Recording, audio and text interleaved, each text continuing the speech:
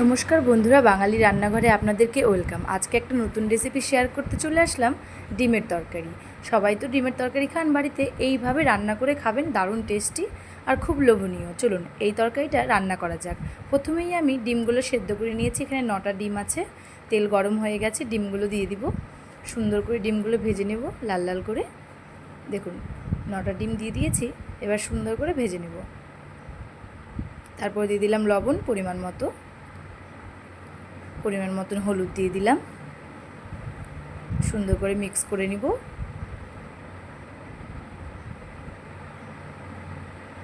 দেখুন আমার প্রায় ভাজা হয়ে এসেছে, আমি নামিয়ে নিব।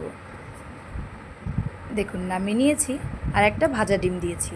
তারপর দিয়ে দিয়েছি গোটা গরম মশলা, জিরে। এটা একটু ভাজা ভাজা হলে পেঁয়াজ বাটা দিয়ে দিলাম। পেঁয়াজ বাটাটা দিয়ে অনেকক্ষণ কষাতে হবে। পেঁয়াজ বাটাটাকে ভালো করে ভেজে নিতে হবে, নাহলে উগ্র গন্ধটা থেকে যাবে। দেখুন ভালো করে নেড়েচেড়ে ভেজে নেব। কত সুন্দর একটা সেন্ট আসছে জানেন। ভাজা প্রায় হয়ে গেছে আমার।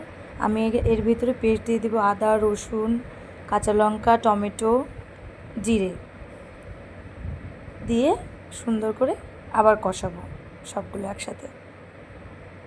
দেখুন তারপরে দিয়ে দিলাম লবণ, স্বাদ মতন লবণ দিয়ে দিলাম। খুব ধোয়া দেখা যাচ্ছে না। তারপরে দিয়ে দিলাম লবণ দেওয়ার পরে দিলাম হলুদ দিয়ে ভালো করে মশলাটা কষিয়ে নিব। তারপরে দিব একটু লঙ্কার গুঁড়ো।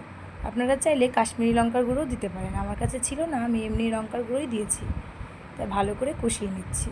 দেখুন কষানো প্রায় আমার হয়ে এসে তেল ছেড়ে দিয়েছে, আমি আরেকটু কষিয়ে নেব। দেখুন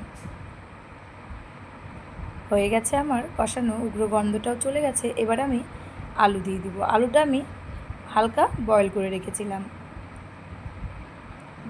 কেটে রেখেছিলাম। দেখুন হয়ে গেছে আমার প্রায় আলু দিয়ে কষানো। তারপরে দিয়ে দিব ঝোলের জল দিয়ে দিব।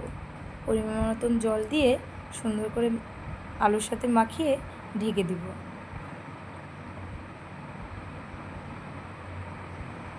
দেখুন তরকারিতে ফেনা কেটে দিয়েছে, বলকও চলে এসছে। তারপরে দিব ডিমগুলো, একে একে ডিমগুলো দিয়ে দিব। আমি এখানে একটা ভাজা ডিম দিয়েছি, দিয়ে ভালো করে নেড়ে নেব। আবার ঢাকা দিয়ে রেখে দিব।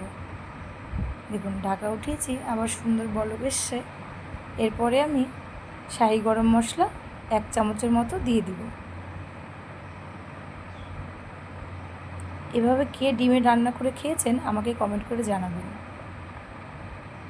হয়ে গেছে আমাদের রান্না, চলুন নামানো যাক। দেখুন কত সুন্দর একটা কালার এসেছে, খেতেও দারুণ লেগেছিল জানেন।